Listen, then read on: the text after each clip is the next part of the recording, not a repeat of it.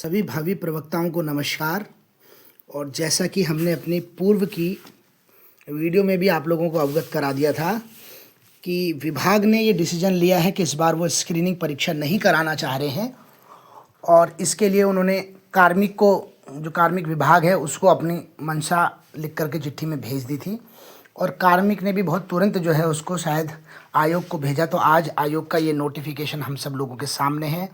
आयोग ने इसमें हमारी जो स्क्रीनिंग परीक्षा 27 तारीख को होने वाली परीक्षा थी उसको रद्द करने के निर्देश दिए हुए हैं। देखिए आप इसको पढ़ सकते हैं। इसमें लिखा हुआ है दिनांक 18 मार्च 2025 द्वारा जो उत्तराखंड विशेष अधीनस्थ शिक्षा जो थी उसकी संशोधन सेवा नियमावली ये प्रख्यापित की गई है।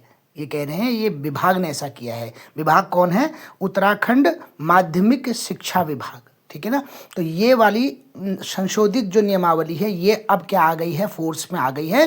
तो माननीय आयोग ने भी उसको जो संशोधित नियमावली है उस पर विचार किया और विचारोपरांत माननीय आयोग द्वारा लिए गए निर्णय अनुसार उत्तराखंड में ये जो विशेष अधीनस्थ शिक्षा सेवा है परीक्षा 2024 ये 24 में निकला हुआ है वैकेंसीज और 25 अभी चल ही रहा है। तो अभी ये ऑनगोइंग रहेगा। देखना है कि सापेक्ष 27 अप्रैल को जो हमारी स्क्रीनिंग परीक्षा होती थी वो अग्रिम आदेशों तक स्थगित कर दी गई है। स्थगित कर दी गई है का मतलब सीधा मतलब है ये निरस्त कर दी गई है, रद्द कर दी गई है। अब ये स्क्रीनिंग परीक्षा नहीं होती।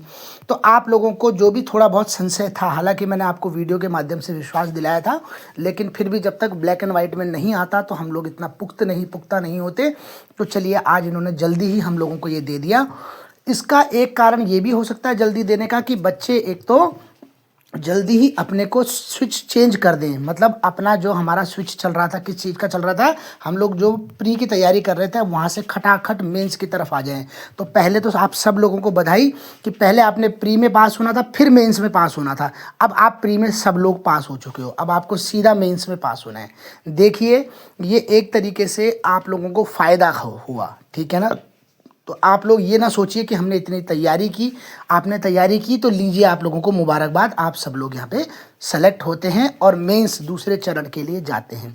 लेकिन निश्चित रूप में दूसरा चरण बहुत उलटफेर भरा भी रह सकता है।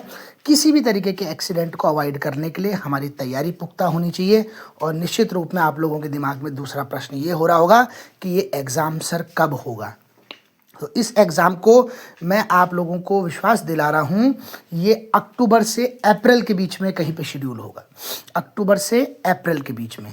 तो अक्टूबर तक हमारे पास कितना समय है? ये 3rd मंथ चल रहा है, 10th मंथ हमारे पे ऑलमोस्ट जो है हमारे पास 6 महीने पूरे हैं। तो 6 महीने की एक फुल प्रूफ रणनीति बना करके इस मैच में उतरिए। और मुझे पूरी उम्मीद है और मेरी पूरी शुभकामनाएं आप लोगों के साथ हैं कि इस बार के एग्ज़ाम को आप लोग क्वालिफाई कर लेंगे। साथ साथ एक बात और मैं कहना चाह रहा था, आप लोगों के बहुत समय से मेरे को केमिस्ट्री वाले बच्चे जो मेरे से जुड़े हुए हैं वो मुझे कह रहे थे बुक्स के बारे में। तो मैंने बुक्स के बारे में आप लोगों को पहले भी बता दिया था कि बुक्स इसके लिए बहुत सारी बुक्स आपको पढ़नी पड़ती हैं। लेकिन अभी जो समय को देखते हुए जो पहली बुक मैंने आप लोगों को कही हुई है, ग्रुप में भी डाला हुआ है, वो है हमारी NCERT फिंगर टिप। सबसे पहले आप NCERT फिंगर टिप लगाइए और उसके बाद जो है कुछ बहुत सेलेक्टेड बारीक तैयार किए गए नोट्स और उन पे बेस्ड MCQs की एक सीरीज़ होगी, उसको तैयार करेंगे आप। इतना आपको 3 महीने के अंदर अचीव करना है। पूरी रणनीति जो है ये जो ग्रुप बनाया गया है, व्हाट्सएप प्रिपरेशन ग्रुप बनाया गया है, उसके माध्यम से आपको भेजी जा रही है। लेकिन आप लोगों को आज से ही पढ़ना शुरू, बल्कि मैंने आपको शनिवार रविवार के फ़ायदा उठाने के लिए कहा था, तो आप शनिवार से ही बैठ गए होंगे पढ़ने के लिए, मुझे पूरी आशा है।